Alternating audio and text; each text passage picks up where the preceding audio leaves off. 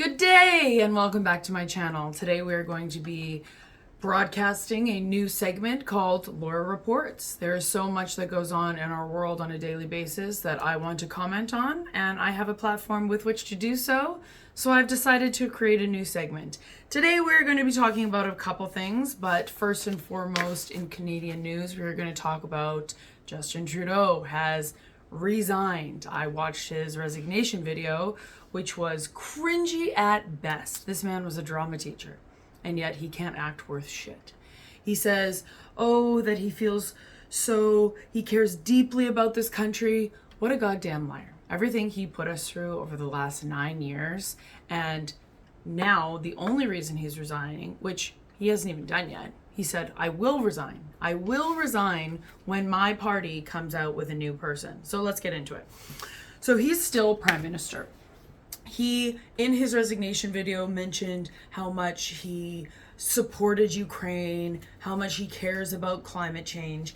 And what he hasn't realized over the last couple of years is that Canadians who can't afford homes, can't afford groceries, can't afford gas, can't afford Christmas presents for their kids, don't want to send our taxpayer dollars to Ukraine. We care about Ukraine. We actually take in a lot of Ukrainians. In my apartment alone, we have 2 different Ukrainian refugees who are staying here, and there's families all around. I was speaking to 20-year-old Ukrainian man yesterday, and he's living in a 2-bedroom apartment in Vancouver for $1,000 a month because the government is subsidizing him.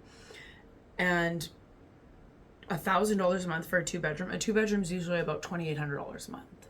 So Justin Trudeau is taking homes away from Canadians to give to Ukrainians.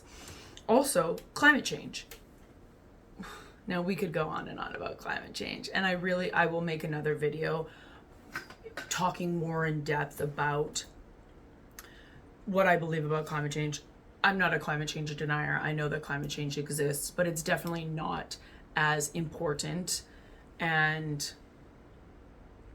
kind of day-to-day with something we need to pay attention to as Justin Trudeau. That's if you've ever watched, honest to God, watch the House of Commons, watch back stuff about the House of Commons, because he has completely shut down Parliament right now, which should be illegal at this point in time. But he's done nothing in House of Commons but say, climate change, climate change, climate change, climate change. And they've implemented a carbon tax to all of us. And it's going to hike up again on April 1st to combat climate change. So I'm watching this resignation video that he did in front of what looks like his house, right? And he is kind of just putting the blame on other people. He didn't say that he did anything. He was just saying, I love the country so much, and I'm going to do what's best for the country and have someone else in my administration take over. But for now, he is kiboshing Parliament, which is this new word. I heard this word today for the first time. Prorogued. So proroguing, if you don't know what it means, it's to discontinue a session of Parliament or like another legislative assembly without dissolving it. So we have the House of Commons, we have Parliament, and usually those meet every day to talk about different issues. And he has essentially suspended that until March 24th, which today is January 6th. That's 2 months. That's 2 months of the government not working, essentially, and we're still paying our taxes into them. All of these people are still getting their paychecks. We still need stuff to be able to do. So Justin Trudeau announced that it's going to be prorogued until March 24th. So legally you need 90 days to call an election, and there's not 90 days between now and March 24th. So he's hemmed us in so that we can't have an election, which is what the Conservatives and what people really want. And this is all, I don't know how he's able to, that's a lie. I do know how he's able to do this. So the Governor General, Mary Simon, this is a bullshit job. She has one job and she didn't do it properly.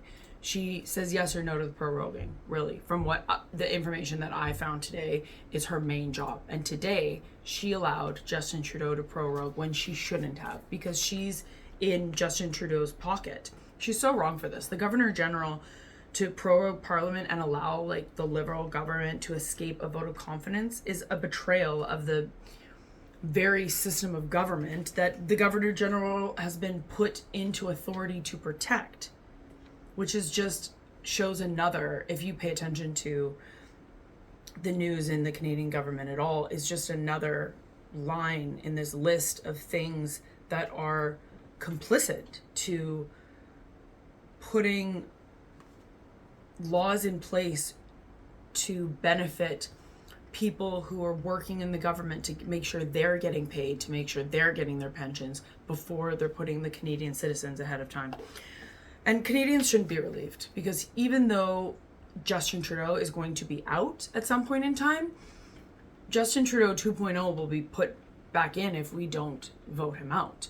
And my boyfriend and I have been hoping for an election to get Pierre Poilievre, because if the Liberals put someone else in who is liked, then, well, uninformed Canadians might vote in this new Justin Trudeau 2.0, who's just like a likable character, into government, not quite realizing that that person is just a figurehead for the very government that made all of these decisions that have put Canada in a bad situation. So I've written down some statistics here because it actually is quite mind-boggling.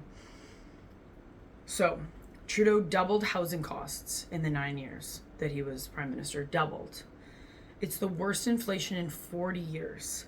Trudeau lost track of 1 million immigrants who came into this country. Violent crimes is up 50% since Trudeau took office. Trudeau has doubled the national debt. The Bank of Canada put out a statement saying that the carbon tax that Trudeau issued has caused inflation. It causes higher fuel costs, which cause groceries to go up, and the price of food. So it's really important that we pay attention to the statistics, the numbers, because that's the only facts that we have to move forward. And in order to make that happen, it's not just Justin Trudeau's fault. It's all of the people underneath that propped him up when he was making these bills and making these decisions. And we don't want any of those people in the House anymore. So the fact that he resigned is great in a way, but it's almost a trick, because he wants to get somebody else just like him in. And he's hoping, they're hoping, the Liberals in general, that that person will be able to win over Canadians against the Conservative Party. But do not be fooled. The Conservatives are what we want. If you don't know who Pierre Poilievre is, please look into him. He seems to be really level-headed and clear and calm and focused and factual, and he wants Canadians to own houses and succeed and be able to buy groceries. And in a lot of ways, he helped me kind of be turned around to what's going on in our country, which has been crazy. So this practice of prologuing has been used as a political tactic in years. So Trudeau used it in 2020 during COVID because things were getting out of control for him. Stephen Harper used it to avoid a confidence vote in 2008, and then Jean Chrétien used it to avoid tabling a report on a sponsorship scandal in 2002. I highly encourage you to make sure you're an informed voter before the vote does happen this year, because I think people get confused when they hear the word conservative. They don't like Trump and they're like, conservative means Trump. That's not the case. Pierre Poilievre isn't going to ban abortion. I don't think Trump is either, actually. And I don't think people understand where the values are that sits in with conservatives and will vote either NDP or the Bloc. And I think NDP are just as bad as Liberals. Their leader, Jagmeet Singh, has done nothing but lie in the House of Commons, lie to Canadian citizens, talk about being on the liberal side, and then he's like, no, we're not on the liberal side. I ripped up that agreement. Oh, I ripped up that agreement. I ripped up our agreement. And then when push came to shove and he had to call a vote, he didn't, because he wants to protect his pension, which I would love to find a way. I mean, I wish I could do everything, but you know, if I could be an actor and then also be in government and help to create these systems that don't tie people's work to money. Like, Jagmeet Singh is being directed specifically because he wants his pension. Like, his pension comes into effect in like March or something like that. So he's been holding off, talking big talk, waiting for his pension to click in. And the fact that that can come into conversation in these things when it comes to government agencies is just wrong. So moving on from that, on our next report, we are going to be talking about the Muslim gangs in the UK. I hope that you've heard about what's going on in the UK, and doing some research into it today, I have been shocked that I hadn't heard about it until now, because it's been going on for 20 years. 20 years. So this week, Home Office Minister Jess Phillips rejected Oldham's council request for a government-led inquiry into the horrific scandal of grooming gangs in dozens of UK cities. Her decision has led to some real backlash all over Twitter. Elon Musk has been calling for the minister, Jess Phillips, to be jailed, for the king to dissolve parliament, which can't actually happen, so he should be a little bit more informed than that. But for some reason, which I'll get into why I think that this is happening, the UK government seems to be trying to cover up what's been going on for 20 years. So from what I found out, this has apparently been going on since 1990. So rape gangs in the UK of mostly Pakistani men have been grooming children for decades and harming people who have been speaking out about it. And the UK government has let this happen. I think because they don't want to be seen as racist. Like, the climate that we've created in the last 20 years over, like, the carefulness around around racism, and about, like, don't want to be called racist or don't want to be canceled, or has put a veil over people's face to call out actual awful human things. So I think that's what's going down right now. And the UK specifically has gotten themselves into this extreme left-wing government where they've trapped themselves, so they have to hide what's going on instead of calling it out and persecuting these people. So 1,000 girls in one town have been abused between 1980 and 2009. That's one town, 1,000 girls. One town. There's lots of towns in the UK. Can you imagine those numbers? So Douglas Murray, who's a British commentator who I really like, you should watch him. He's so, like, dry and serious, and he's so intelligent and quite a funny person to watch. You should check him out. He said that this has been going on for decades, and I trust him. So in doing research, I came across this name, Tommy Robinson. He's being smeared across legacy media for being a far-right activist, but he's been an advocate for these girls and against the Islam taking over the UK. But right now he's actually serving time in prison for crimes committed in trying to make a voice for what's been going on. So there was a video showing a 15-year-old girl being attacked by another teenager at a school in Almonbury, Yorkshire in North England. It went viral in the UK in October 2018. Robinson posted videos on his Facebook account in response, claiming that this person, whose name is Hijazi, had attacked young English girls and threatened to stab a boy at school. Allegations that Hijazi obviously denied. So these videos were seen by millions of people, and they led to Hijazi and his family receiving death threats because he attacked a girl. And so the High Court in the UK ruled in 2021 that Robinson had defamed Hijazi and ordered him to pay £100,000 in damages and then handed him an injunction, which prevented him from ever doing it again. But in February 2023, Robinson began to repeat the claims, and he made a documentary about what had been going on. And he posted this documentary on X, saying that he was being silenced by the government, and then he was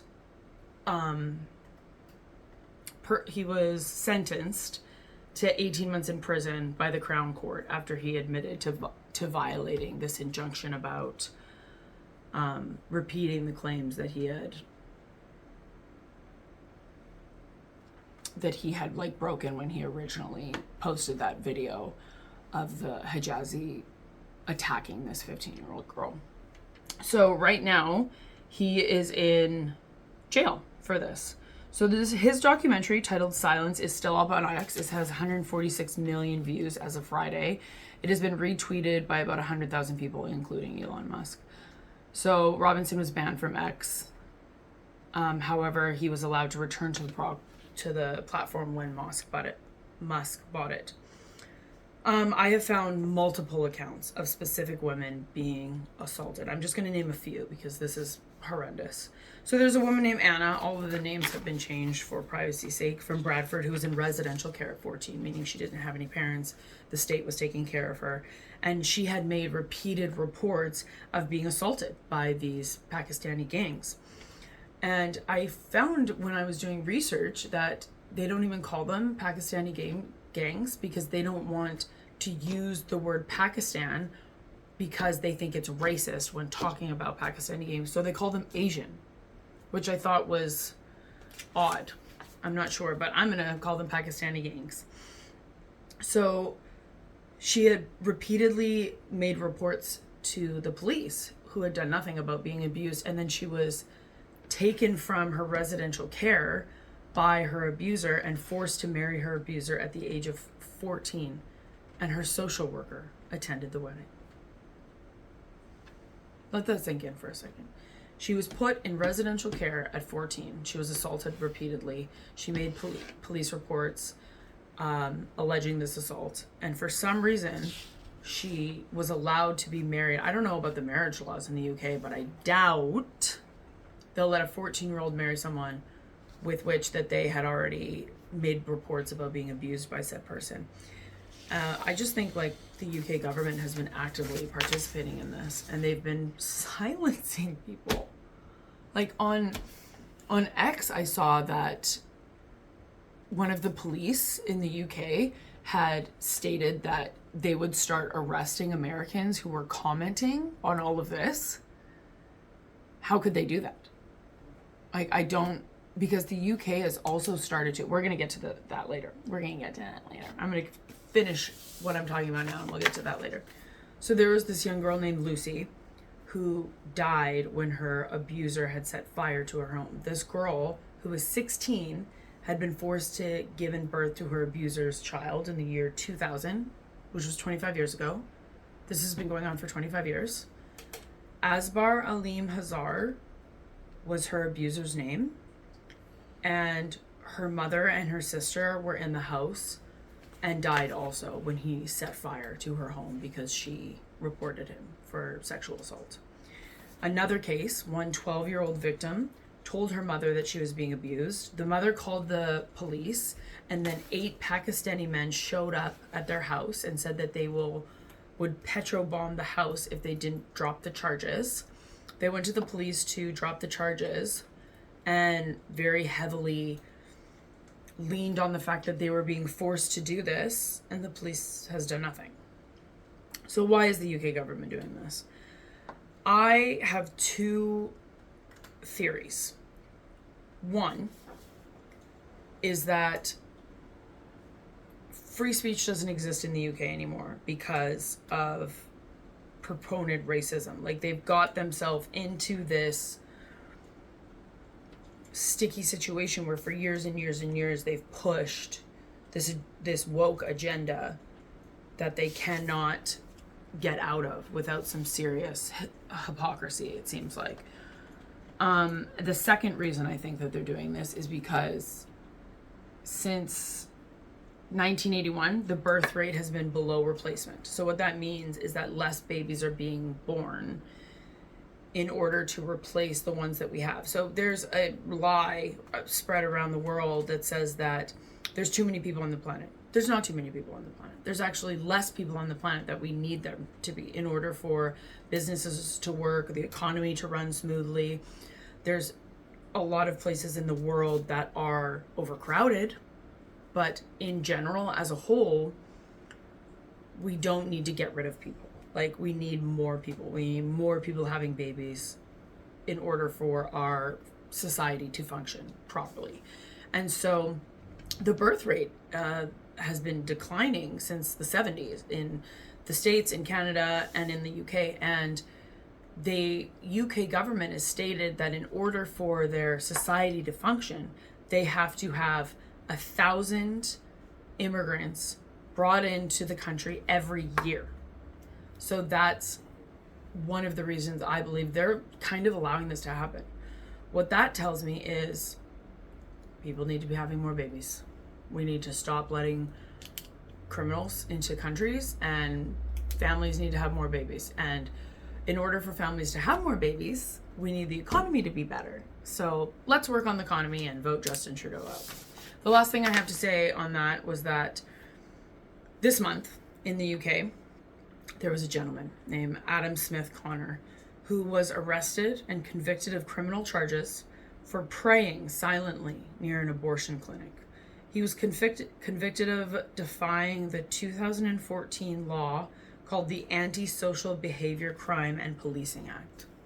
So what that means is that a man who was by himself, wasn't harassing anyone, wasn't doing anything, went outside of abortion clinic, sat there, and just thought silently to himself, pray, pray, pray, pray, pray, pray.